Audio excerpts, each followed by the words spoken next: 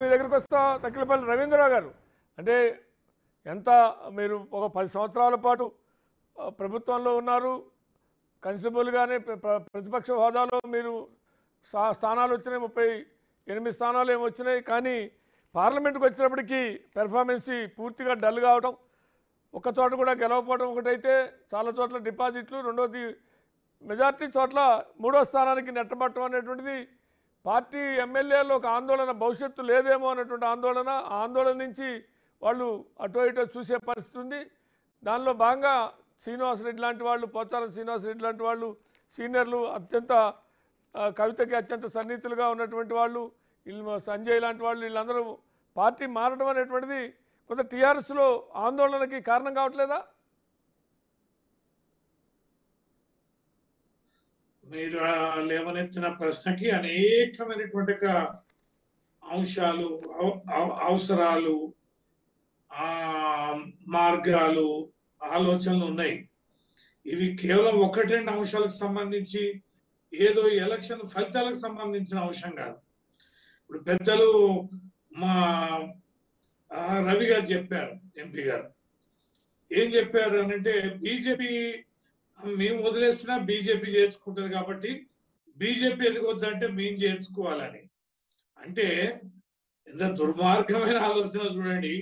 మీ పరిపాలన, మీరు ఇచ్చిన హామీలు మీరు కొనసాగించాలి, మీరు పనిచేయాలి, మీరు ప్రజల మెప్పు పొందాలి. మీరు ప్రజల మెప్పు పొందితే ఇంకో పార్టీ ఎందుకు అభివృద్ధి ఎదుగుద్ది? గతంలో ఏమన్నారండి, పార్టీలు ఒక పార్టీలో గెలిచి పార్టీ మారితే తరిమి రాళ్లతో కొట్టి చంపండి ఇదే పిసిసి అధ్యక్షుడు ఉన్న రేవంత్ రెడ్డి గారు మాట్లాడారు. నాటి భాష, నాటి విధానాలు. తర్వాత పోతే వారి మేనిఫెస్టోలోనే పెద్దలు నిన్న జీవన్ రెడ్డి గారు చెప్పారు, కాంగ్రెస్ మేనిఫెస్టోనే ఇది. ఈ రకంగా పార్టీలు మారే విధానాన్ని చాలా చట్టపరంగా ఇంకా కఠినంగా అమలుపరచాలని ఒక పక్కన మనం మేనిఫెస్టోలో పెట్టుకుంటే ఈ రకంగా చేయడం ఏంటనని.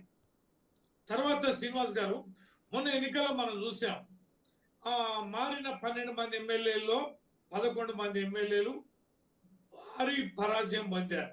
అంటే పార్టీని మారడం వల్ల ఈ రకంగా ఓడిపోతున్న సంగతి తెలుసు, అక్కడ పార్టీ ఎదగదనే సంగతి తెలుసు. ఇప్పుడు డాక్టర్ సంజయ్ గారు ఉన్నారు, రాగానే ఏం చేస్తారండి, కాంగ్రెస్ పార్టీ వాళ్ళని జీవన్ రెడ్డి గారే దొక్కుడు మొదలు పెడతారు. ఇటు బీఆర్ఎస్ వాళ్ళు రారు, ఇటు తనని ఓటమికి గురి చేసిన ప్రయత్నం చేసినటువంటి కాంగ్రెస్ వాళ్ళని దొక్కుతుంది. అక్కడ ఈ పార్టీ ఎదగదు, ఆ పార్టీ ఎదగదు, ఆయన ఓడిపోవడం ఖాయం. ఖమ్మం జిల్లా వాస్తవ్యులు మీరు చూశారు, 14లో ఏం జరిగింది, ఒక్క వెంకట్రావు గారు టీఆర్ఎస్ తరఫున గెలిచారు, మిగతా వాళ్ళందరూ కాంగ్రెస్ నుంచి గెలిచారు. వాళ్ళందరినీ టీఆర్ఎస్ లో చేర్చుకున్నాం. 18లో ఏమైంది, మొత్తం ఓడిపోయారు. మళ్ళీ ఒక పువ్వాడ అజయ్ గారు మాత్రమే గెలిచారు. తుమ్మలతో సహా ఓడిపోయారు. పొంగులెడ్డి గారు ఉన్నా కూడా ఓడిపోయారు. సకల శక్తులున్నా కూడా జిల్లాలో మొత్తం ఓడిపోయారు. మళ్ళీ ఏం చేసాం, మళ్ళీ పార్టీలో తీసుకుంటే ఏమైంది, మళ్ళీ కదే కథ. మొన్న ఒక భద్రాచలం గెలిచింది, ఉన్నోడు కూడా పోయింది. అంటే మళ్ళీ ఓడిపోయింది. ఈ ఫార్ములా ఏమర్థమైంది, పార్టీ బలోపేతానికి సరైనది కాదు, పార్టీకి నష్టం కలిగించేది, కార్యకర్తల మనోభావాలని దెబ్బతీసే చర్య ఇది. కేవలం ఏంటంటే ప్రశ్నించే శక్తి ఉండొద్దు, చట్టసభల్లో నిలదీయొద్దు.